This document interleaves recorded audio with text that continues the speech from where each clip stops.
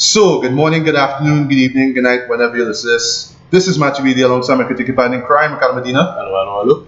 And this is our season finale of season 4, basically, of BS Beats and Beatty.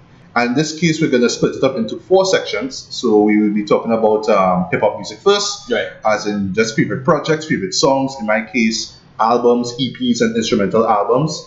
After that, we will go into TV because there was quite some great TV shows as well, and a couple that we didn't get around to talk about. Right. The first being the first show I think it is off of the DC streaming platform, which is Titans. I finally got around to finish it. Unfortunately, I wrapped it up after we talked about Aquaman. It would have been great to talk about it before Aquaman, but whatever, we'll talk about it here. And in your case, you checked out the Black Mirror project, if you will. What's the name of it? Bandersnatch? Yeah, effectively it's the season 5 premiere of Black Mirror. Bandersnatch. Yeah, which is exclusive to Netflix users, which leaves me out.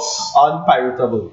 So now I can only dream about the fun other guys having with Just this. get a free month. Just get a free month, brother. I only had it. Yeah, but then I'll get tempted and then I want to pay for it Yeah, afterwards. it's But whatever. like what, $30 a month?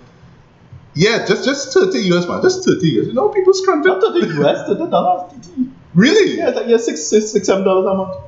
Well, It's like $35 a month. wow, I really need to go on that Netflix site to just check that out. But anyway, Yeah. also we will talk about, in terms of movies, because we had to talk about the shit pieces first. We had to talk about the mass shit pieces, sorry. So we will talk about the worst movies of 2018. Yeah, I just have a list of bullshit this year. Yeah. So a list of the bullshit stuff that, and then I'm gonna have a list of the bullshit, disappointing, which is not outright bullshit, but just a disappointment. Not a global failure, I could call it, but just a disappointment. Right. But not bad. And then what I call a category called trash, but my kind of trash. Yes. As in the guilty pleasures is stuff that I know is rubbish, but it just totally pushed my buttons and was worth talking about in that sense. Yeah, I have a couple. That's all I'll say. Because I had one, but then if you saw my last review, you pretty much will know what the next one is. And then finally, the coup de grace. We'll talk about the best movies of 2018. And in this case, I had to bring it down to 10 because, as far as I consider, if I were to do an 18, that'd be fine. But let's face it, it's the 10 that people remember. It's the 10 that I will remember as well. And for me, doing that list was real hard. Yeah, There's a lot of great movies. Yeah, this list was tough for me as well. It's in fact in some ways I'm still kind of iffy about where my top 5 are going to be and how this stuff bumps around because it was a really tough call in terms of what films had to be and what and why and how and what. Anyway. Right. And then, well, even though we don't have a best list, there's a worth it list. I don't really have a noble list or runners up necessarily, just a worth it. Stuff on a list, worth it. As in, yes, this was great, but not top 10. Right. But they're still pretty damn good and might make other people's top 10, but just didn't do it for me. Pretty good still. Pretty good. Pretty awesome in its own right. But just didn't. I don't know what to call it. It just almost made it to the awesomeness. Yeah, it was just shy. It was just it's the 98% on Kaza and then your mother pick up the phone, right? It's that. Yeah, kids that's the parents. Right. So you'll start things off like we said before with hip hop albums. Yeah. Well, in this case, because I love me some beats. I am a beat junkie as far as I'm concerned, right? So I'll start things off with my top 5 list basically of best beat tapes and instrumental albums of 2018. Now, I won't spend too long on these because these are not like commercial projects. These are not your Zaytovens or your Mike Will Made It or your Metro Boomin, right? These are these other producers from around the world actually. Yeah. Actually, a few of them are from Europe, right? And I happened to stumble on these guys through Bandcamp and whatnot. So I strongly recommend these 5 albums. Right, so starting at number 5, coming straight from Germany, we have Ill Will, who put out a project called Expedition Volume 20 One Will, right? So if you've been following the show for a while, yes, I have quoted some of these Expedition projects as some of my favorite beat tapes of these specific years. So this is the 20th edition of this, and the producer they got here is Ill Will, and his album is called One Will. And what I like about it is that it's not too much boom bappy, but it's very laid back. You can just kind of rock back to it and just chill out to it. It's really chilled out hip hop beats basically, and I'm a sucker for that kind of stuff, right? So beats knock, you just kind of rock back and just chill with it. And yeah, I just really enjoyed it, right? It doesn't really do too much. It's not like reinventing a wheel and whatnot. It's not supposed to make you kind of bash your head into a wall or whatnot. It's just it's just a rock back and relax, you know. So I really enjoyed the beats that Ill Will brought to the table here. Right, coming in at number 4, we have 90s Flav. Yes, I know that's a weird name, but that's the alias he's going by. Well, at least I assume it's a him, right? It's called Collection. And basically it's like this G Dilla-esque kind of collection where it's like these like 1 to 2 minute track beats. Well, I shouldn't say 1 minute, but most like a minute and a half, 2 minutes, a little bit more than that, right? It's basically 62 minutes of just this wavy, airy, feel-good kind of beats, right? It's just the kind of stuff, once again, like the last selection I had, just to rock back and chill to, right? While it is a tad bit long, like I say, 62 minutes, a majority of the beats do work, they do slap, and yeah, I was thoroughly entertained by that one. Coming in at number 3, we have Dill Maddie, who put out a project called The Archives, and basically this is just like a selection of beats that he crafted from 2010 to 2017, I believe it is. And this is like your traditional boom bap kind of shit. There's a lot of boom bap worship in it. Like, I don't know, every time I just listen to these tracks, it just reminds me of like the 90s, that kind of jazz influence, stuff like that. It's just really just to bring you back into that vibe, that 90s vibe when, when life was all good, right? Yeah. Hip hop was beautiful, you know what I mean? And I just love the selection here. It really happens back to, I don't want to say a long gone era, but just an era that we just go back to and really treasure. So by all means, I recommend Dill Maddie's The Archive. Right. Coming in at number 2, let me see if I get the name properly, right? So it's Chikara Manga, and his project is called Ronco Beats. Right. And what I would say here, no disrespect to the last 3 that I called out here.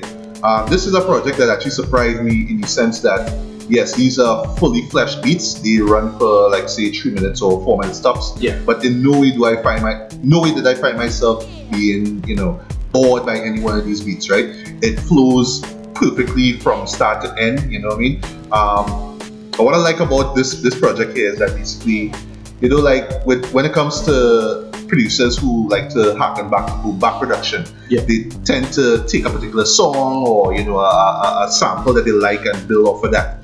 In this guy's case, basically, he's taking like the approach to say guys like Pete Rock and Large Professor and those guys, where they like handcraft these beats now, you know what I mean? So it has this kind of handcrafted vibe to everything. It really does feel like, literally, like this is like a producer from the 90s basically doing beats today. That's what it feels like, And that to me is a huge compliment I could give this. So it really does have an organic feel to things. So by all means, I recommend the Ronco Beats. And last but not least, number 1, this was the beat tape that I actually put first as my favorite beat tape of the year, like I initially called it out then, and the viewpoint hasn't changed then.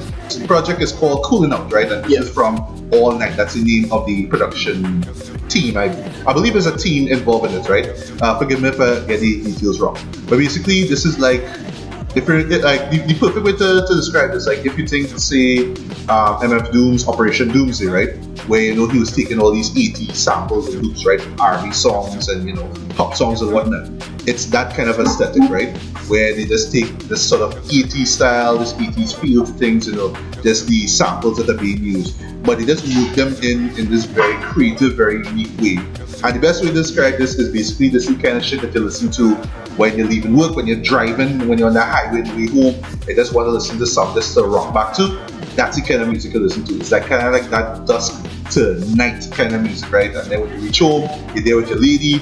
Because yes, it does have this sort of lovey vibe to it. And I mean, you know what I mean? I'm not saying that's a detriment, right?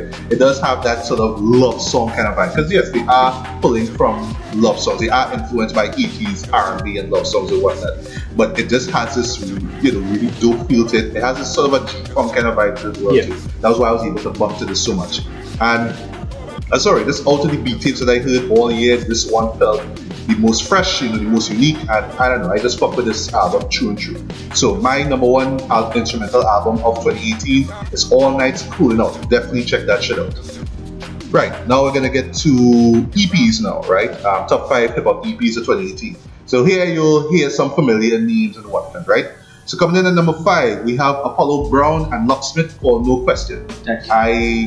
I've never heard of Locksmith's music before, but after hearing this project, I was like, alright, I really dig this guy. And actually, he does show up in one of my best of albums of the year, but I'll get to that in a bit, right? Apollo Brown, if you are a fan of hip hop like in the 2000s and whatnot, you know this name should come as no surprise to you, right? Basically, his style kind of harkens back to boom bap as well too. He has his own distinct flavor, his own style when it comes to his production. And I thought that his kind of mellow, laid-back beats would perfectly with Locksmith's wordplay and bars and whatnot. And basically, it's just Locksmith just being all grown up and just kind of instilling a lot of a lot of thoughtful ideas and advice and just informative stuff to his listeners. And I just dug everything about that. I dug the beats, I dug the lyricism. Locksmith is by far a great lyricist as well too. I really do need to check out his other projects as well. But yeah, this was the perfect introduction to his style. I've always loved Apollo Brown's beats as well too. And yes, he has collaborated with other artists before in the past, but this is the first collaboration with him and Locksmith. I know he did another project this year where he collaborated with Joel Ortiz. Unfortunately, though, I didn't get around to listening to that, but Locksmith, no question, I got around to it, and yeah, I totally love it.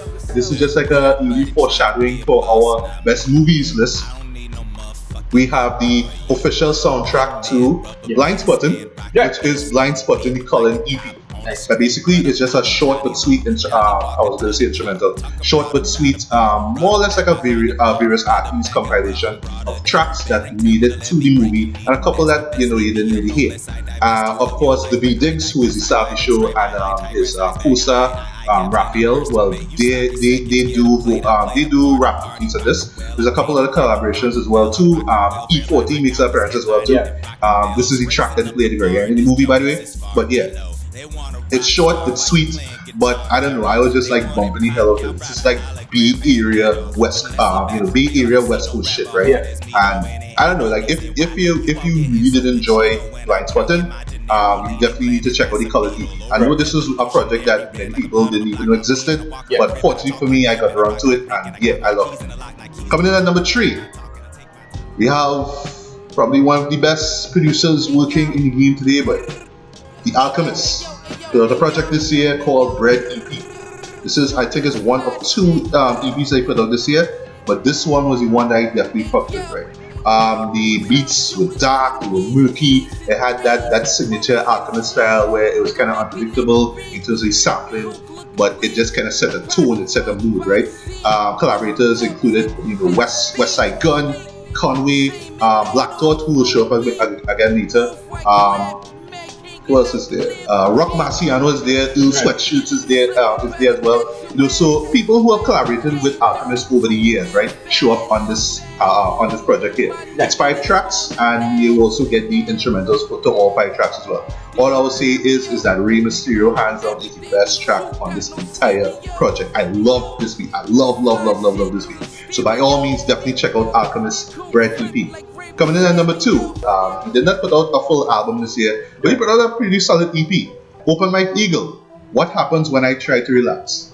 Right, so in this project here, what I love about it is that similar to his previous projects, if you know his style already, he has this sort of darkly humorous take to, just the basic issues that one faces, whether it's just insecurities, whether it's just politics, and just feeling awkward in today's society, just feeling as if you don't belong and you want to know why, right? So he touches on all of that. But what I love here about this project is that he takes it a step further, lyrically, where he takes all these, all too familiar, vocal styles and whatnot that you hear in mainstream hip hop, in SoundCloud hip hop as well too. So he's talking like that. So he's trying to relate to his audience basically by taking, I don't want to say he's jacking, but more or less just adapting all these familiar rap styles and whatnot, right? But he does it in this sort of tongue-in-cheek way, where basically he's just saying, well, yeah, trying to get to you, I'm trying to expand my audience here, which is ironic because in one track he says that basically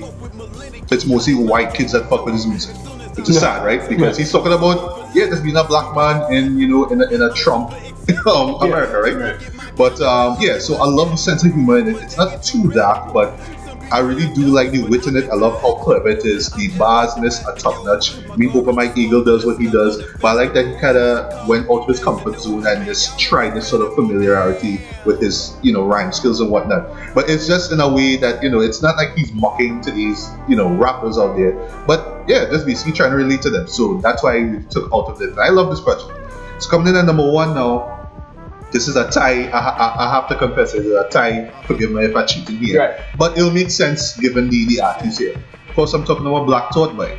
Legendary rapper of the Roots, put out 2 EPs this year, which is Streams of Thought Volume 1, where he collaborated with Ninth Wonder, one of the greats, in my opinion, and Streams of Thought Volume 2, where he collaborated with Salam Remy, right? And both producers brought different beats to the table. So in case of Streams of Thought Volume 1, which honestly I enjoyed more than 2, he brought that sort of boom bap style, that soul influence kind of vibe basically, right? That gospel influence vibe to it. And Black Thought has never sounded better on this project. And the next one, of course. I mean, there's so much quotables, but his bars just cut right down to the bone, Jed. Like, he is hands down one, like if you want to argue about top 5 lyricists, he deserves to be there. This is a testament to that. But Volume 2, however, though, and this is what surprised me, because I know Salam Remy being the sort of East Coast rap producer and whatnot, so I thought he was going to bring some sort of East Coast vibe to things. But in this case, he brought more jazzy, soulful beats to the table here. So it really does feel like, say, 2000s to early 2010s roots music. Like if you're familiar with Phrenology and those albums like that, the 2000s work, it has that sort of feel to it, where it's moody, it's kind of dark, but I don't know, it just has this soulful jazzy feel to it, where you're just like, alright, I really feel the music here. And yeah, Black Thought comes through perfectly on both projects. Like I say, I really prefer the first one over the second one, just because of how hard it is. And then also there's some guest collaborations with artists like Rhapsody, McGill, your boy Styles P is also in it too. Right. But in Volume 2, it's just all Black Thought. There's no features in it at all. So for some people, they might think, Volume 1 is a lot better, I guess. But I think that both of them bring something really dynamic to the table here. And it's just Black Thought doing what Black Thought does best. So yeah, my number 1 EP or EPs of 2018 goes to Stream of Thought, Volume 1 and 2. Alright, so before we get to hip-hop albums of 2018, Ricardo, I just want you to come in, just mention your favorite hip-hop. Well, let me just jump to songs, so you can talk about songs that you... Album and songs, stuff. Yeah, mostly songs. Stuff I'll have to... Well, of course, first person to shout out albums is our boy Mike Wise. Yeah. Who will be showing up on my list? Showing up on my list, by the way. Yeah, Mike Wise Leave, his album I really enjoyed. I think I said, bona fide vocal masterpiece. I think that could be quoted. Yes. Yeah, I really thoroughly enjoyed this. The track Pause for a Drink is the one that really stood out to me personally. Oh yeah, really loved it. Great track. Second, I'll have to say is Our Boy Profess. His mixtape came out. Pretty good as well. Right. Haven't gotten around to listen to that yet, unfortunately. The one track that stood out, it's a track I heard from before. I'm a little disappointed that it was changing the production, because the original production is much better. This is a track called Here We Go Again. And the original version is called Just Bars. Just Bars is superior in many ways. I have no idea why it was changing the production, but whatever. It's still a bomb track. Right. I have to talk about, of course, J-Rock. Yeah. He's going to be on my list. Yeah. I'll explain why when I get to that. So many good tracks on this, but Osam for sure stands out. That third verse, you are right. That third verse is powerful. Yeah. That last line alone. Yeah. J-Rock, your Rolex and time and how you compare that. Brilliant. One of my favorite lines is, you know all your ways, we don't even need the app. Yes. I love it. But J. Cole's really strong verse in this. Mm-hmm. And then, other tracks, Wild Freestyle, love it. Yeah. King's Dead. Probably the most popular track for the year, right? Of course. For me, probably one of the more popular songs for the year. Yeah, and who could forget Future's?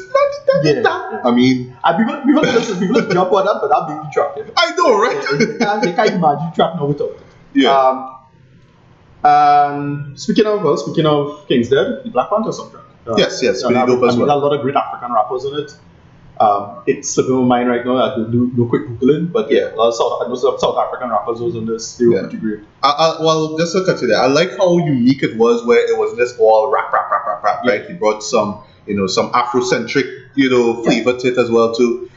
some collaborators who were like on Kendrick's album Damn, Yeah. for example, just TDE stuff as well. Yeah. We managed to get a majority of them. I thought that Absol's verse on that particular track that he was on was fire, one of the best I've heard all year. Yeah. So yeah, they really came through with a solid soundtrack. Yeah. And then like, oh, it was a compilation of tracks that we just did because we saw the movie and got inspired. Right. It really just feel like a real soundtrack, in my Yeah. opinion.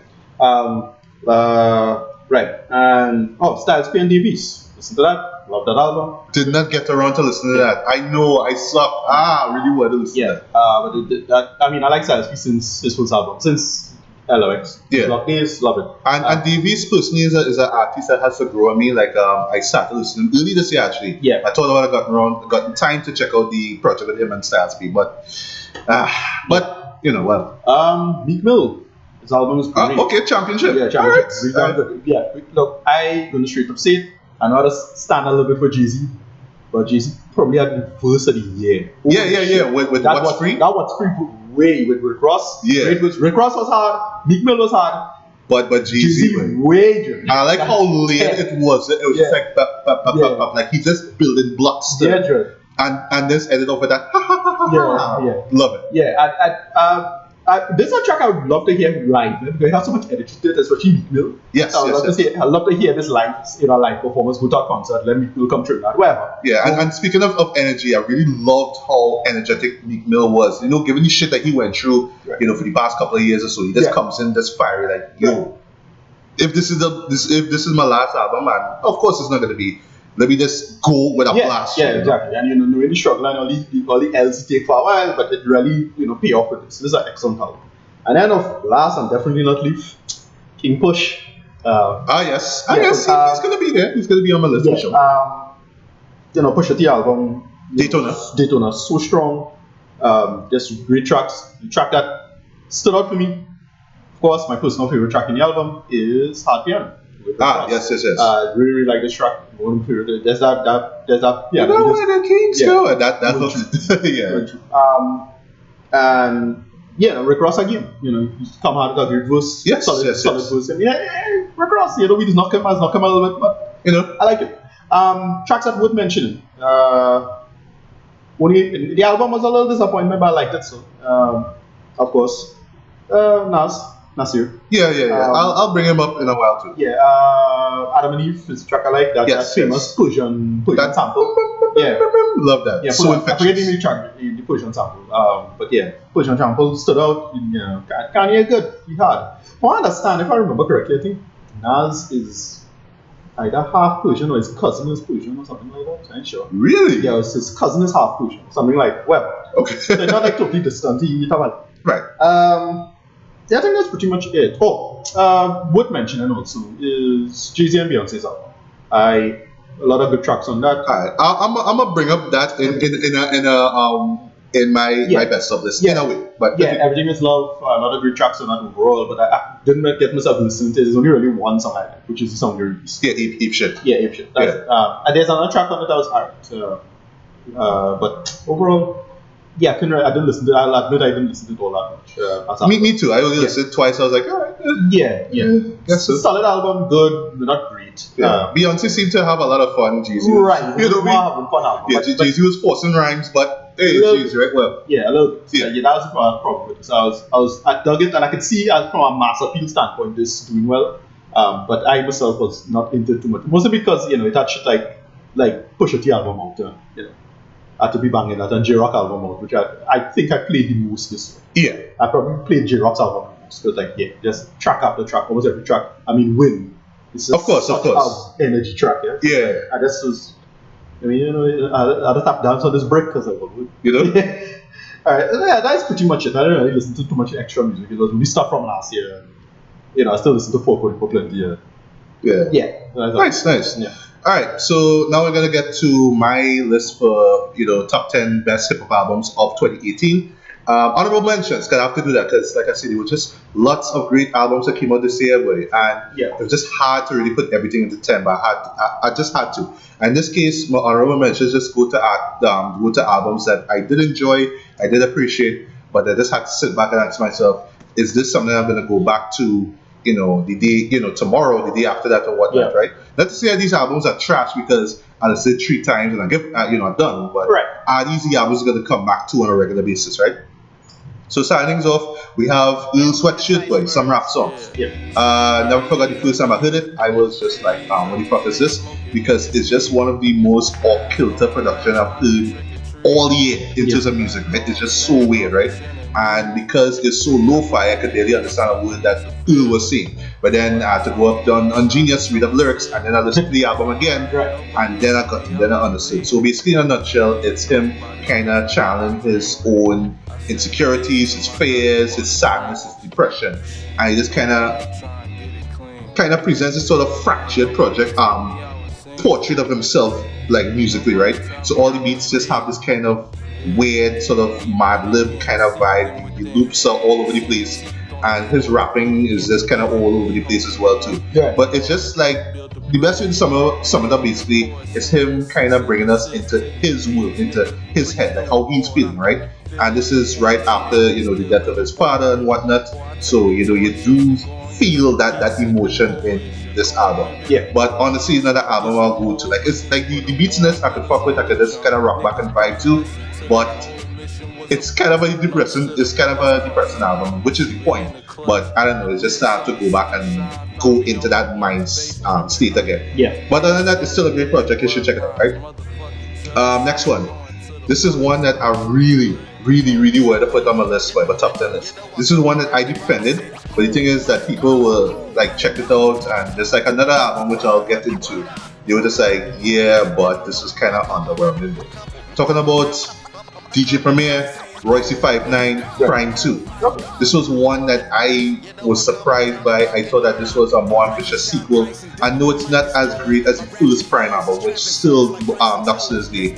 But I like the fact that they picked another producer to collaborate for DJ Premier basically to hone his beats and craft these beats from, right? But in this case, it just felt different, right? And that's what I liked about it. Like it still had DJ Premier's, boom bap sensibilities to it, but the music itself was different compared to what you got last time.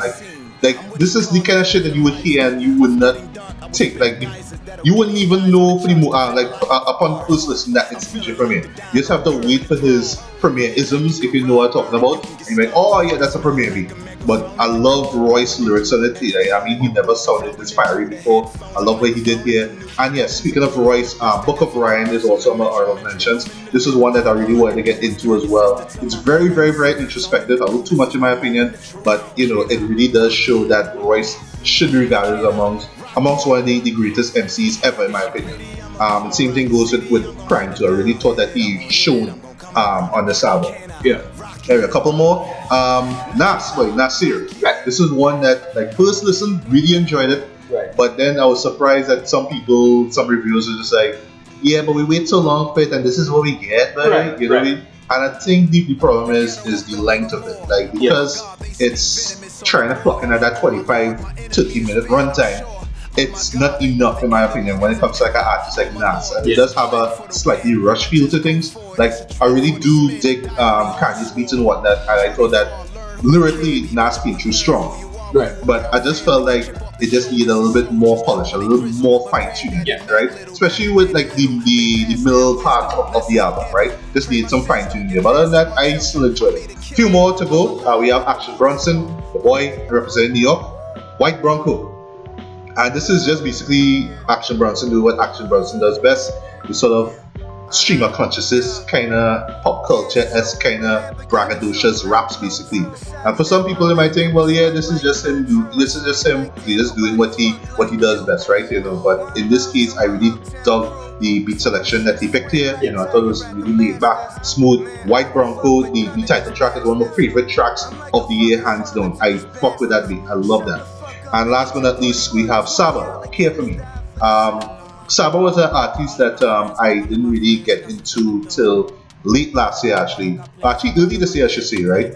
Where he put out a project last year called Bucket List Project. Really dug that. He's a Chicago artist, by the way, one of the young artists coming out from Chicago as well. I love how optimistic and upbeat that album was. But Care For Me was just like the polar opposite of it. It was dark, it was dreary, and yes, it is depressing because he is kind of pulling. He's really channeling the emotions he felt after the death of his cousin, right, who got killed. And the whole album is, I wouldn't say it's like a tribute to him, but you really do feel that frustration, that stress, that sadness he's feeling. It just permeates through the entirety of the album. So, but I would say that Saba's lyrics were poignant, they were to the point, and just really stood out to me. And last but not least, we have another artist from Chicago by the name of No Name. First female artist I mentioned here in this countdown. She put out a project called Room 25. Right. And her last project made it to my top 10 list. I think it was 2015, I think it was, or 2016.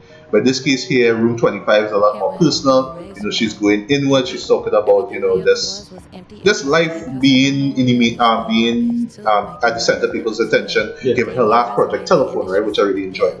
So, she tackles topics, politics, sex, just identity, identity is like the main topic here. She's never sounded this sweeter, she has this sing-songy vibe to her rapping and whatnot. But you got some very endearing, very lovely, very beautiful beats out of this.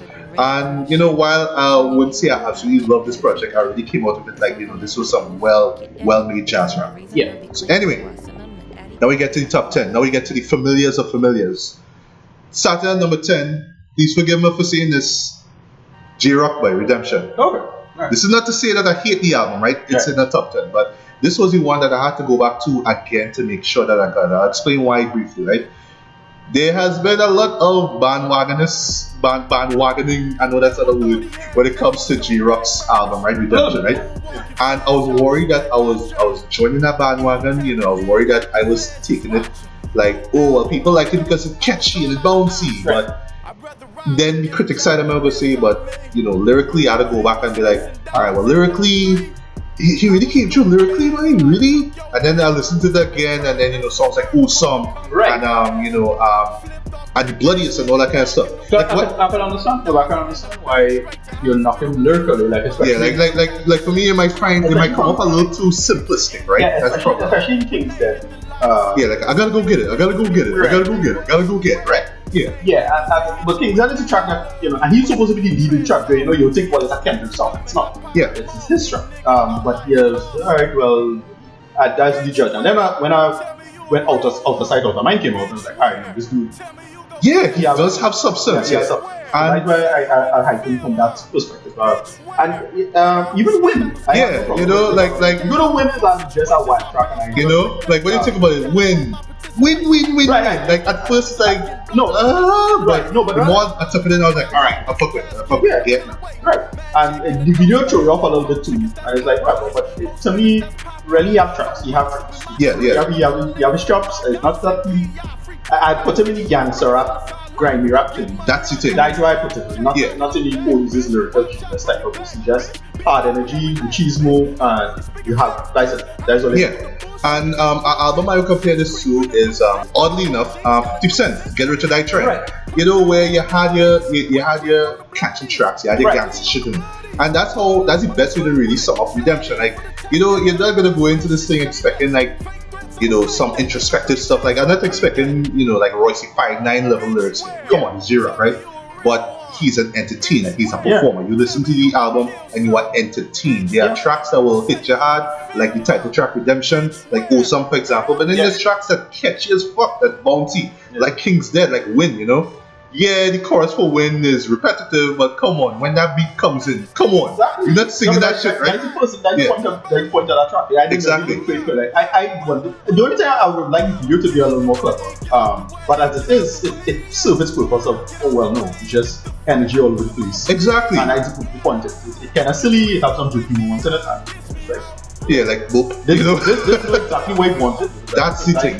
Like I can see people saying, not a good at him, but no, it's like, yeah, and when he comes through, comes through. Like I would say Rotation 112 though, one of my favorite tracks. That beat, I love that. And yeah, you can see the chorus is repetitive, If it's rotation, but it's catchy. It's catchy. It's so much purpose, right? Exactly. And you can tell, let's just talk about the 2018 probably the best year of Kendrick being a hype man. Yeah, Mommy, stop. He's one of the best hype men to this year. It's like, alright, he had a shit.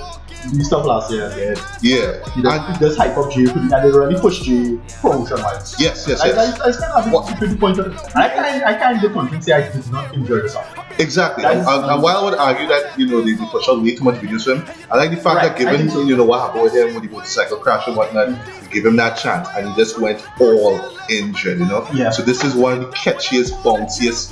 I don't want to say feel good, but you have your grindy tracks, you have your gangster rap stuff, but I mean. At the end of 2018, come on, of course, you're going to think about Kingston. Of course, you're going to think about the win, right? So, two hands on to the best songs of 2018, right? Yeah, So, I put it up there in terms of like the stuff I just do. So that's how I see it. yeah. So, it took a while for me to do it, but yeah. No problem. J-Rock's on my list for sure, right? Coming in at number 9, sticking with the West Coast for a while. Vince Staples, Right. FM. Right. This is an album that I know not that many people may have heard of, but people know Vince Staples, right? And you see, like, he showed up on a movie soundtracks, for example. Yeah. Like, he was in that Spider-Man movie, Into Spider-Verse. Yeah. That's out there. I still don't understand why he was on Power Rangers. I still don't understand that shit. Vince, you better than this. But anyway, I love the concept of FM though. Like, I didn't get it at first, but the more I listen, the more I get it. Basically, it's him. Like, the concept is like as the title says, FM, right? So it's an FM show, right? I think it's a popular show on the West Coast, right? And it's basically like this sort of like you listen to like a live show basically, right? Yeah. So all the tracks being played on the show. And what I like though is that it sounds so catchy, right? It sounds so like this is shit I will listen to. Like this is my summer shit, right? Yeah. But then when you dig in deep to the lyrics, it's like dark, grimy stuff because Vince, coming from that gang lifestyle, so he's talking about summertime, but the crime rate gonna go up, right? So we dancing, we having fun, but you ain't want to fuck around with nobody, right? So he's kind of warning people of the dangers of just how life is in the West, in LA at that time, right? But to the untrained ear, you listen to this thing like, yeah, man, this beat catchy, this melody catchy as well. So I love the deceptive nature of it, and just the mere fact that it's on a fake, not fake, like a real radio show. Sorry, you're thinking, this is shit I could just bump to in my car, just not think about the lyrics, right? But just really when you dig into the lyrics, that's when you understand exactly where Vince is coming from. So it's intentionally catchy, it's intentionally accessible, but it really does live up to the same kind of griminess that Vince has put into his music for years. Yeah. So hands down, I would say this is the best album he's put out so far in his career. So don't sleep on FM. Coming in at number 8, with a little artsy here, we have Brownsville rapper Ka and producer Animus. They collaborated and formed a group called Hermit and the Recluse, and they put out a very, very fascinating rap album called Orpheus versus the Sirens. Yeah. And if those two names already suggested, yes, he's harkening back to Greek mythology. So he's kind of considered himself as this sort of hood orator now.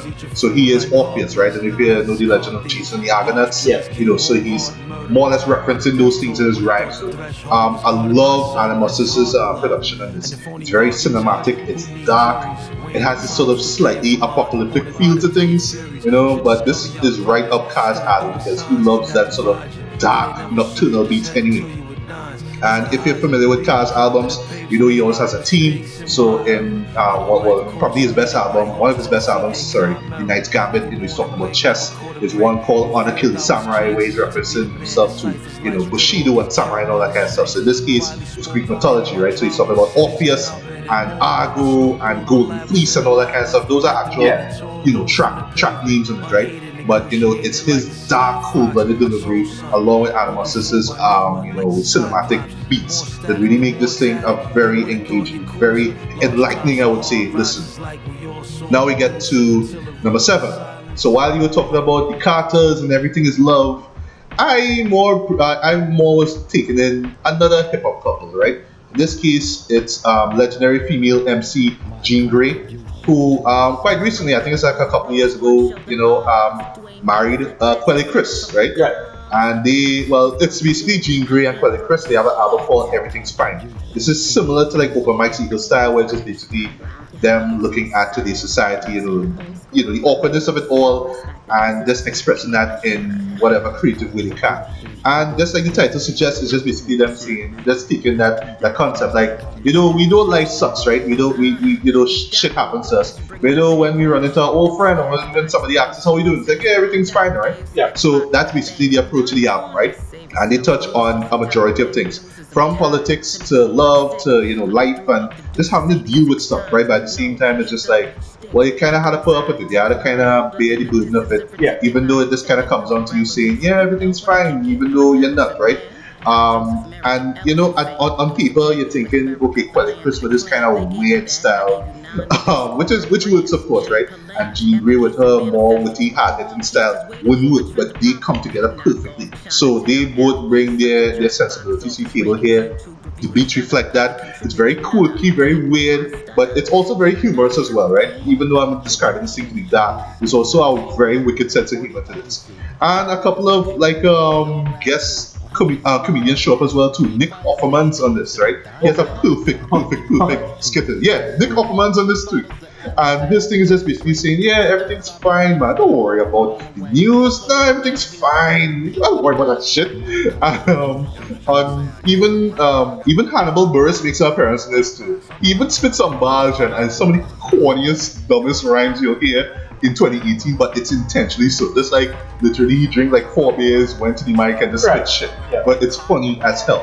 The collaborations in it as well were great as well. I heard my boy Your Old Drew was in it as well too, has a fiery verse in this. So yeah, I really enjoyed this. This is one that you have to listen to a few times to really get the point, but I thought that it was great. Oh, and by the way, it ends with one of my favorite songs of 2018, River. This is one of the most powerful rap songs I've heard in 2018. Beautiful, dark, but just lovely, right? Coming in at number 6, we have Phonte. So as I mentioned, Night Wonder before, of course, if you remember, he was part of the legendary group, Little Brother, who I still felt could have had a bigger career, but shit happened, whatever, But lead rapper in the group, Phonte, came out with a great album, or powerful, I should say, called No News is Good News, right? And in this case here, well, because he is in his, I believe, his mid-40s, he's doing the 444 approach, basically, where it's like, well, it's grown man rap, basically. So he's talking about, eating right, and,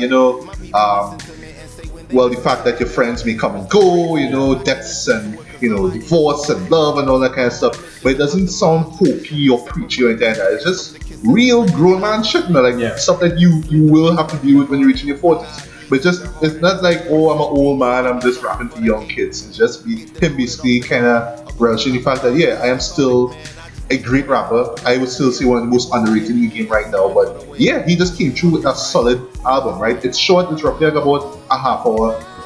But I love the jazz production of this. I love the vocals in it, and he even does some singing. Phonte actually is a damn great singer in my opinion. So yeah, if you have enjoyed Little Brother stuff, if you love Phonte's music, then you will definitely enjoy that. Now we're gonna get to top 5, right? So number 5, we have Denzel Curry representing Florida, Taboo. And as the title and the album cover suggests, if you remember, I think it was not Netflix or Stars or one of those stations had a mini series with the boy Tom Hardy, called Taboo. Okay, right, yeah, I remember. Right, remember? I don't watch it. Yeah, him, and he had this kind of weird, kind of black and white face paint, right? Yeah. So it's like that. And I love the concept of Taboo. It took me a while to really get, and there's still things about it that I don't really get, but it's an album that I just want to go back to and just pick things out of it now. So essentially, it's his innocence as a rap artist lost. So it's innocence lost, basically, right? So it starts off with this sort of old school throwback kind of joints, which I really did enjoy. So basically, the album is split into 3 parts, right? But it starts off with this sort of old school sort of tribute. It sounds really nice and whatnot. But then, as soon as he gets into the rap game, and he starts to get cocky and he starts getting money, the beats slowly start to get darker, and his delivery starts to get darker. And then he brings in stuff stuff that's going on, Black Lives Matter, violence and all that kind of stuff, and how that affects one personally. And then him having to kind of channel that into the boot. So it reaches the point where it's like, well, the label wants me to be hard, the label wants me to be edgy, because that's what's in, right? But I feeling all this stuff now, and I don't know, I just can't get over this stuff, so I have no other way I could channel this. So essentially, in a nutshell, the beats themselves get darker and darker. He gets more menacing and fearsome, and then in the very end, it's just like he is legit in Trap Hill. So yes, the production is very trap heavy, especially in the end of the first act to the very end of the album. It just gets murkier and darker, but the beats themselves knock. His delivery is just so fiery and furious. It's just like, alright, you just cannot ignore the energy that he's delivering to the table here. So I also love the concept of this, by the way. So yeah, by all means, definitely check out Denzel Curry's Taboo. Coming in at number 4, an album you mentioned earlier, Mike Wise's D. Yeah. Yes, this is, I had to put this on the top 5, but as far as Trinidadian hip hop artists go, Mike Wise is one of the best, and I would say will become one of the greatest, if not, if he isn't regarded as one already, he will be. And this was the one that really won me. I love the ideas that he brought to the table. Yeah. The production was on point. He put out one of the best, I want to say, diss tracks of the year. Yeah. You know what I mean? It's You have to look at it as that, even though it's very much I'm explaining the story, and you could take it as me being salty about it, but it as being real. The fella who is being addressed here do some shit, and I had to call him out on that. yeah, I basically would. I've personally worked with this dude many times, and yeah, he is really very conscientious on average. Very intelligent dude. He just think about a lot of stuff and it just boil back into the music. Yes. And you see it boil back into the music all the time. Stuff is just feedback so good. Yes. I don't disagree with this at all. Yeah, and I totally love the ideas that he brought here, Yeah. which is basically stuff that I can relate to, which is, I'm putting my heart and soul into this stuff. But Yeah. who's gonna hear it at the end of the day? Yeah. So simple, but just so powerful, right? Yeah. So this is one of my favorite albums of 2018, regardless of country, regardless of artist. Yeah. If you are Trinidad, regardless of whether you're Trinidad or not, though, you really do need to check this out. And likewise, thank you so much for giving me that honor and privilege to review this album. So you really did a solid job here. Can't wait to hear what you do in 2019. Yeah, man. Coming in at number 3, and you'll notice that I'm keeping focusing this section here, like the top 4 basically. Not to say that Denzel Curry isn't a great artist as well, but I'm talking about this hard-hitting lyricism. Like, this is the lyricist section here. So coming in at number 3, we have Demigod's own Apathy called The Widow's Son. This is the album that I know many people didn't really care about. It's probably kind of slept on, in my opinion. You probably heard this guy before, right? But he's just one of many underground artists that just really holding on to that boombox style. They're not gonna let go of it, regardless of how popular mainstream rap is today. They're holding on to that, right? And Apathy just comes through strong with this project here. And basically, here he's more or less talking about the fact that he's a Mason, right? Yeah. So he's talking a lot of Freemason stuff as well. But what I like is that it's not preachy. It's not like, well, Freemasonry is the thing. It's just like, all right, I am a Freemason. Oh wow. This is what it's about. But also, I'm telling you that I am a damn good lyricist as well too, and you all should be sleeping on me. So he kind of balances that as well too. Beats on this are fire. I love the beats for this. There's also an instrumental album for this. You need to get that shit, right? But Apathy has never sounded this hungry, this fiery, this furious, and this confident as well too. Not just in his lyrical, mastery, but also in his beliefs as well too. So me, that being a Freemason, I can listen to this thing and be like, yeah, I understand where you're coming from. You're not beating me over the head with it. That's what I love about it. So that you keep doing that in our conspiracy, hip hop culture. Yeah. Cool, man. Yeah, so he's not beating us over the head and saying, yes, this is the religion to follow. No, he's not doing that. Yeah. Just like, this is who I am. Yeah. I just presented myself at the table, and I have That's awesome. badass beats, badass collaborators on this as well. To be context, it's like the equivalent of openly gay rappers. Wow. Yeah, but even if you don't care to take in the Freemason stuff, lyrically is just bar after bar, just punching you in the face, right? Right. Beats really complement them. So Apathy, The Widow's Son comes in at number 3. Coming in at number 2, Dilated People's Own Evidence for it, Whether or Not. Yeah. This was one of the first albums that I was like, alright, this guy makes the top 10 for sure. Yeah. Top 5 definitely, right? And as the title suggests, well, Evidence is a guy, especially with his monotone voice, right? Yeah. I know in the Hostility podcast, the Boy and Mike Wise were saying, yeah, this is the monotone, right? It's like Kai, he has this kind of monotone voice there. But I think it works, right? And I like that, he's not trying to force rhymes. He just says it straight, blunt, and no apologies with it, right? In this case, if you followed his solo stuff, he always has this rain theme to things, right? So in this case, it's he continues that. It's about rain. He has some stuff about rain. Even I wouldn't say all of his videos, but I think a couple of them has rainfall in it, right? And I like how the beats themselves complement that. It's really the perfect album to listen to when rain is falling. But this is no way saying that the album is depressing or sad. Even though he does get all introspective, he's talking about his life, his career, him wanting to follow his own path, regardless of what the mainstream or what his fans may want. I like how brave he is in saying that he's making music for him. He have his fans for years, for years and years, but at the end of the day, he's making music for himself. Music that he can feel, and that's what I totally respect. Lots of great cuts in this, and lyrically, Evidence has never sounded this great. So, if whether you're a fan of Evidence or not, though, I strongly recommend you check out Wet on That and get the instrumental album for the instrumentals in this. Knock, I love the beats in this. Last but not least, and this should come as no surprise to anyone, number one, guy. The album, this is the one that people were talking about a day after it came out. And then a diss track came out a day or about a few hours after it came out. I think a week afterwards, another diss track came out after that. And still to this day, you're just like in awe of how awesome and badass this album is. Of course, I had to talk about Pusha T, what? Daytona. Yeah. Best album of 2018. Let me tell you why, right? This is one of the few albums I reviewed on this show here. When I heard that this album was going to be 24 minutes, right? Well, it's 24 and a half minutes exact, right? I like, okay, we're doing short albums. Kanye doing short albums. Right. And not just that, but he put out like 4 albums. No, well, 5 actually, right? So there was that one, there was the Kanye album, which I listened to twice and I reviewed here. Didn't really care for. There was Kid See Ghost album, which I dig.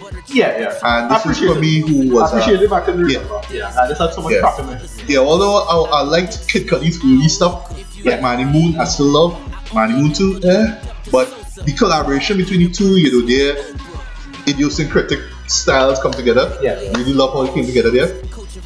Nas Nasir that I mentioned, and then there was that Tiana Taylor album. That still I didn't get around to listening to. But if you were to tell me that Kanye and Pusha T come together, right, and put out a 24 and a half minute album, and it's supposed to like be this badass thing, I'd be like, nah, that's too short. And somehow in that short space of time, this came true. It is laser focused, boy. And just listen to it, just how the beats come together, and just how focused Pusha T is, boy. Just making sure that every bar, even though not every bar hits the mark, but nearly every single bar lands. It's Tony Stark and this man work together. Yeah, boy. To make this, utter destruction. Because no, it's really a fantastic album. I mean, and I've been so confident about the whole thing. I mean, exactly. The thing is, it ended up blowing up because now he's nominated for a Grammy. Yes. Thank you, Grammys. Thank you, Grammys. He on big networks, he was a Daily Show, Trevor Noah, just braggadocious about the whole thing. And just right now, he just like, he had to go. Just go. Adios. Holy shit, sorry about it, dog. Oh boy, hands down the best track of 2018. But I don't think about Soraya. It is hilarious on the two. That just I mean, like you just holding your face and like, wow. It's kind of rubbing yourself. And another thing is that it created a bunch of hilarious memes off it too. Of course. I mean, just off of that cover alone. Just that cover art. You would use that thing. No, not right. Sorry, for that Drake piece, right? My God, but if there's one image that sum up hip hop in 2018, it's that. That's it. And what's funny about, I mean, Drake, like let's call them, you have a handful of them who engage in some of the worst things that we don't like about pop music and hip hop and its popularity. I think Drake is a culprit. Nicki Minaj is a culprit. Cardi B to an extent, I would argue. Just these super popular people that I'll say Migos a little bit, but not really. I still like Migos. Even though they kind of shit the bed with the Culture 2 album. No, definitely. But it's the same kind of alright, these albums are long and stuff, it's full of bullshit. Yeah. And it's kind of terrible on your own, but they know full well like going to well because it's pop and make money. Yeah, like as you mentioned, Cardi B. Like, think about it. Cardi B invasion of privacy, which by the way should have been my honorable mention, even though I listened like a few times. Right. That was way better than Nicki Minaj's Queen though. Yeah. What that shit? And she didn't even have to do no deluxe version like Nicki did then. No, Nicki has been, in my opinion, really funny. And it's like, alright, look, I know you're a pop star, but come the fuck with. And then she, with the whole situation, Remy Ma, I thought that was a bad look in my opinion. Yeah.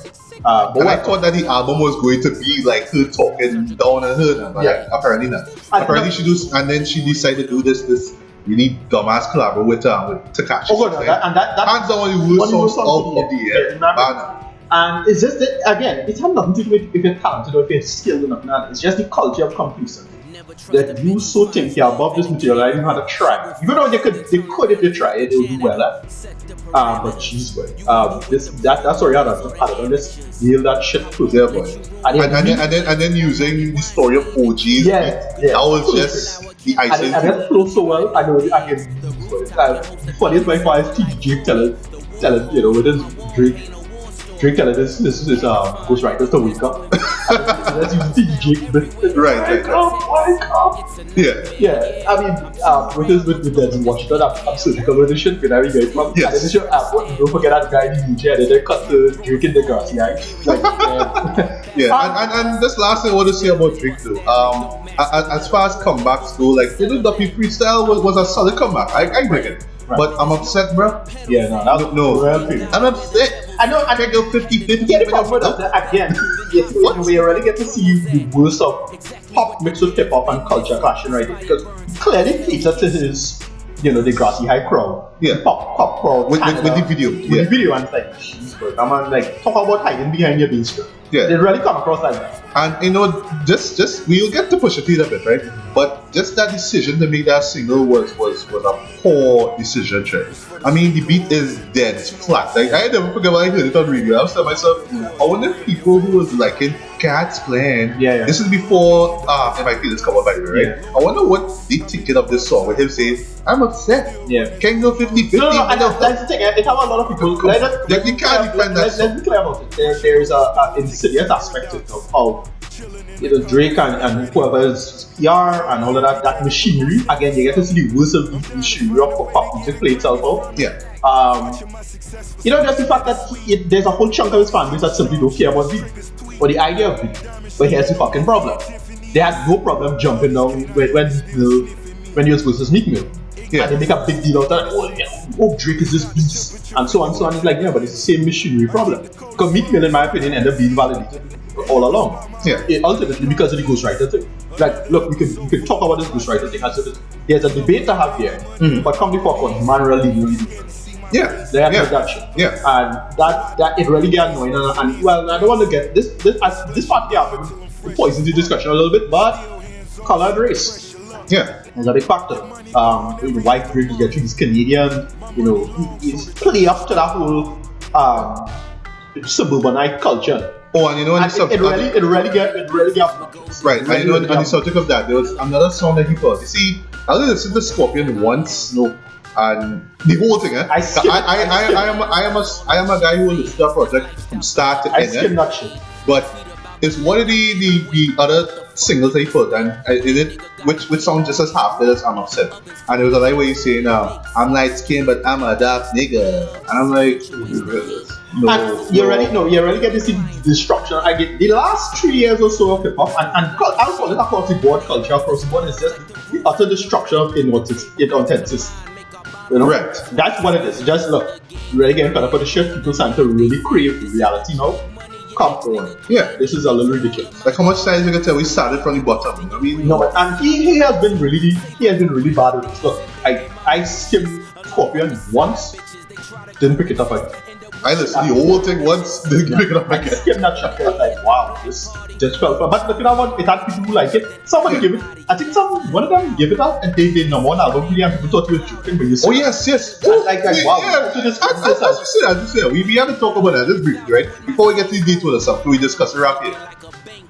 Murs album, right? His project, which came out this year. I didn't listen to that. that should be in my honorable mention as well Yeah. too. That was one that I enjoyed and I really want to put that on in my top of the list. Right. But just some other projects came Right. right? I respect Mills, right? Yeah. So he was the one who said that number one was copyright. Yeah. His explanation, I kind of understand what you're saying when he went to Canada, and when he was around there, well, it was strictness, Right. strict. And so when he was on the plane, he was just listening to that particular song, one quote there. And like, for some reason, he liked it. I say, well, all right, bro. Yeah. Okay. Look, All right. We're flexible. Yeah. He liked Kanye West's Ye.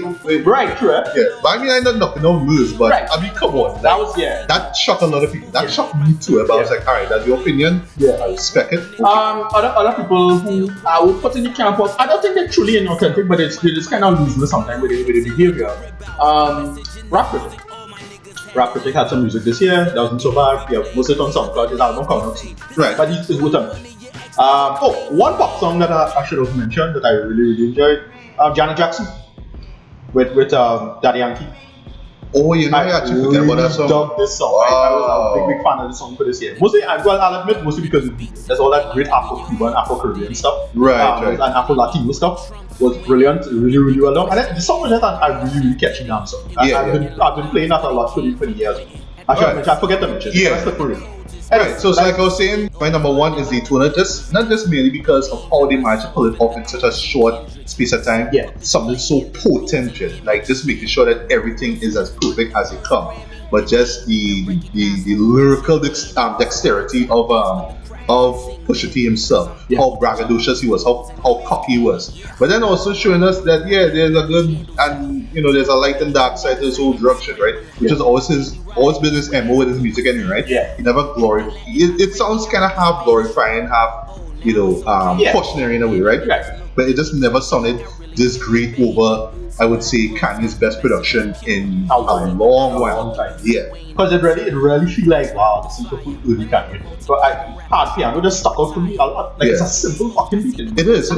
My favorite track hands down is the games he played though. Right. That's that bang bang bang. Yeah. That is like infectious. That is like Santeria. grimy kind of shit. Yeah. Santeria. Yeah, Santeria is dark as fuck. But I love the beat it. Yeah. And of course, Infrared. That moment that just shocked the world. Like, oh my god, you said I'm on trip. I am written like that, but you guys for Quentin what? And that just shocked everybody. So they came through with a solid project. They just make sure that we coming through, we gotta make a short classic. Yeah. We gotta make sure that y'all gonna be talking about this thing at the end of the year and beyond. I imagine that we will be talking about this thing for years to come. So yes, my number one is Pusha T's Daytona. So other than that, though, I mean, yes, we've had some. I guess we could mention some shitty stuff that came out. Tekashi 6 died. Now here's the thing, I understand the appeal of like D69, right? Yeah. With Gummo and Yeah. Billy, I still see is what he had. It's only man The thing with Gummo is actually a really catchy song. You know? Say what you want about it, it's catchy. Shit. Yeah. What get the best? Like I could see somebody really enjoying it. When I first heard it, I was like, alright, cool. But then you started like seeing one aspect of it and it's like, wait, something going on weird here. And it's like, oh, you have to do some little research on the man. I know the video itself was like outright, like, okay, it's like a open pirate video then. Yeah. I'm like, okay, you're going strong with this, but and the police car in that video is so ironic. Yeah, every time I see it, but wow. I was like, I could imagine that, but people okay with this? I know, right? I couldn't imagine anybody being okay with this, given what we know about that whole circles and who you know and who I actually know personally. Like, I had to call somebody. It's like, sure, this legit dog. Like, what's going on here? And he's like, nah, no, it's not. but here's the thing with him, right? Yeah. Let's talk him briefly. Now I get the appeal of him, right? Like, he's kind of unconsciously kind of channeling, hardcore hip hop, right? Onyx, MP, and all that kind of stuff. But I was like, all right. But it's just so one note, though. That's the problem. Literally every song on that mixtape is the same. He has a person, it's a lot of, again, this is a problem with young rappers. And I have a personal young rapper who, I don't want to talk about all mentioned, but, it's a person I like. But this kind of lack of self-awareness. Yeah. It just, I don't know, your brain still has to develop, let's admit that. And just sheer lack of self-awareness and just missing things and being too caught up in your own space. Yeah. And I see. Yeah, and you make saw how it catch up with him, yeah, right? just making mistake after mistake, taking L after L, and you could take the big L soon if you're not fucking careful. But to me, one of the biggest L's he took this year, boy, was when he actually released that god awful album, Dummy Boy. Yeah. Like, look, I understand you want to clean up his image last minute before he go to jail or whatnot. So when he comes, like, oh yeah, I used to listen to this stuff. But oh my god, why bring him? Why have him do like these poppy tracks, these reggaeton tracks? That collaboration with Nicki Minaj is just so cringe. Oh, God, that was like really sad. You taking this hardcore, edgy rapper, or at least that's how you want to present himself, and just make him into like this poppy guy that everybody love. Why? Because he have a rainbow colored hair. Yeah. Anyway, whatever. He had Bobby Smith on his album. Right? Yeah, and it's just a telephone call. First track. And it makes sense. Like, he totally remind me of Bobby Smith too. That same, again, young, listen, the world still won't want, if you're a rapper, they will bust your throat to be in care. Yeah. Now after Bobby Smith. Right. Couple other albums that kind of shit the bed, like Scorpion is one. Yeah. Just ran for way too long. We had to wait long just to get to the good shit. Yeah. Culture 2, boy, unfortunately, I had to say that. While there were a couple of tracks that I did like, a couple of tracks, right? One of them called Made Fit, right? Which I wish could have been a single. Yeah. But at least it somehow, at least they make me somehow like Walk It Talk It, right? Right. Which I mentioned earlier this year was a track that put me to sleep. Yeah. Legit put me to sleep, right? Yeah. But yeah, our 45 minutes Amigos, nobody asked for that. Sorry. Yeah. And last but not least, this is a song, right? I would say this is the worst song of 2018, but it showed up on so many lists, right? Although I kind of indifferented, but I was one of the few that I thought honestly I was one of the few that thought that it was just a bad joke. It was not funny at all. Yeah. Lil Dicky. Right. Chris Brown. Freaky Friday. Yeah. Like when I got the cuts of it, I was like, why do people like this? Yeah, because the beat, the beat is like that. Okay, cool. The chorus, okay, but that song is exactly what I'm fucking talking about with respect. You see this corporate look. We know hip hop going corporate. We know. But oh god, man, like, don't make it so ridiculous and obvious. Yeah. Like, at least try to maintain some authenticity. Like, okay, another track that I should have hated, but I actually never appreciated. This is Black Eyed Peas with Nas. I did not even get into this. No, Black Eyed Peas is the corporate and the corporate. Like, come on, I mean, it's like if you want to post a child for sellout. But I kind of look at will.i.am as a kind of the same. I kind of look at him as MC Hammer. A person who behind the scenes. And he know what to work the game. No, right. Like you're selling. Right, but when you know behind the scenes the actual backstory, he kind of could get grimy. You know his real backstory, his life in LA and whatnot. He's like MC Hammer in that way. MC Hammer. Yeah. MC Hammer, like, let's talk about it. When you learn the story of MC Hammer, it was a borderline crime lord. Like, I'm gonna straight up say, he was a borderline crime lord. Like, what was going on when you find out all that money and how much money was being made and who was being hired and what not was going on, but it has some real grimy shit going on. Right. Same thing with him. I would put will.i.am there, right? But will.i.am's public image is what somebody who was corporately selling stuff ever. And this track was a kind of callback, and it's like, it wasn't so bad. Nas's verse was solid, nothing brilliant, just good. Yeah. And then, okay, I can appreciate it. That's why I don't mind. I don't mind that. Yes, it's still corporate bullshit. I don't like the video, this weird, This is cartoon with a red background, right? Yeah. I mean, the style is kind of cool and thing, but it just come across kind of lazy ultimately. But it's still fine. Like that, I don't mind.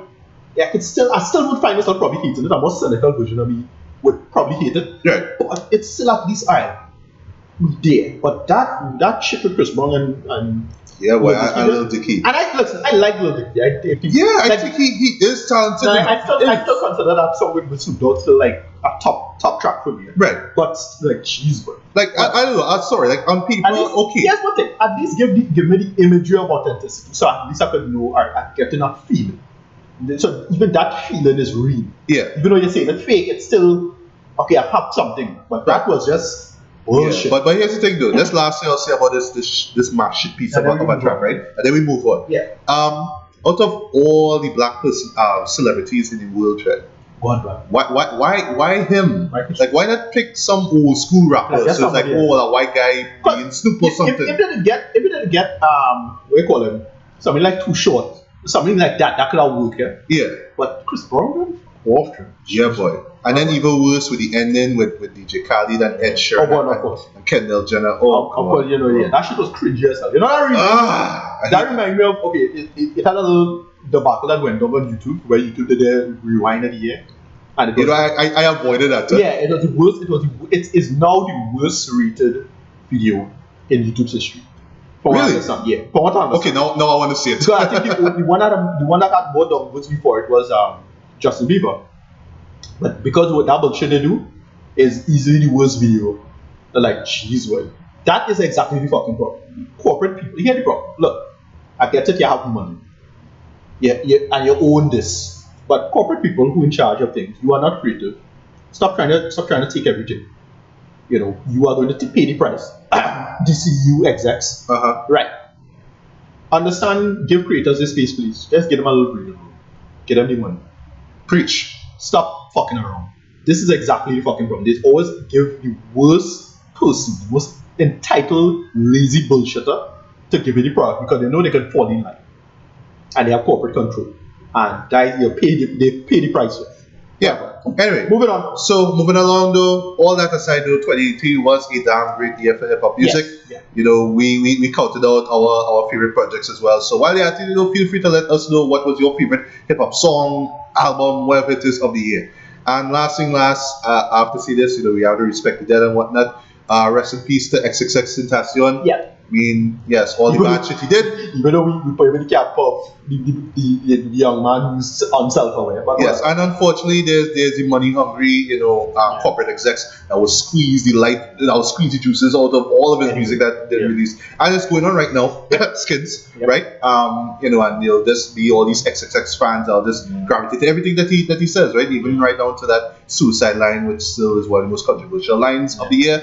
Anyway, rest in peace. Right. Anyway, also rest in peace to Mac Miller, but this was a surprise. I really, and this is coming from a post 2014, 15 fan. Like I would say, like the early stuff I didn't really gravitate to until after his death, unfortunately. But ever since he put out Feces, I think that's the name of it. That's when I started up with his music, right? The kind of half emo, half stoner vibe, right? Yeah. But yeah, boy, Swimming was a great album in my opinion as well too. Not one of the greatest albums he's put out, but yeah, really a damn solid album as well too. I really thought we would have got more out of him, seeing what happened with him and Ariana Grande, who, had a hell of a year. Yeah. For better or for worse, right? But yeah, it's unfortunate that he is gone though. But his music will live for. A lot of people turned to Ariana Grande because she seemed to be gravitating to men with mental health issues. I know, right? Pete Davidson though, listen, if he commits suicide, listen. Hey, I knocking on wood right now. No, I don't want anything to happen to him. Not say anything. No, I feel like you do that thing. I don't think he's particularly funny, but he has his. You have a funny look. He has his niche. He has his niche and when he does sketches, it's great. Right. And I talk it well. She have a weird hair. Yeah, boy. But she's probably the most popular artist of the year, right? So, easily, whatever. Again, weird. Because she's the same weird space that Taylor Swift in now. Yeah. It's kind of weird, sneaky kind of things. Like, we're going on. Oh, and funny, she we talking hip hop here. Cardi B's here, but my God. Yeah, she had a weird year. Yeah. No, I actually like the song she did. I like it like that. It's catchy. I actually really like that song, but well. Yeah, but I mean, you take it offset, you asshole. Yeah. God. You coming out in the middle of Cardi's set is like, yo, babe, I'm sorry, man. I'm sorry. We need to get back together, man, with this bouquet of flowers. Like, again, no offset. No. Again, no. Alright. So, and last things last. I didn't listen to J-Rock. I think good old bitch. Yeah. And last things last, because we old school heads. Rest in peace to Craig Macktrey. Yes. One of the most underrated rappers. From the Bad Boy roster and whatnot. Yeah. Could have gotten another album from him. He was promised it over the years, but shit happened. But Fleep in the Air still lives on. Yeah. So yeah, that's pretty much about it.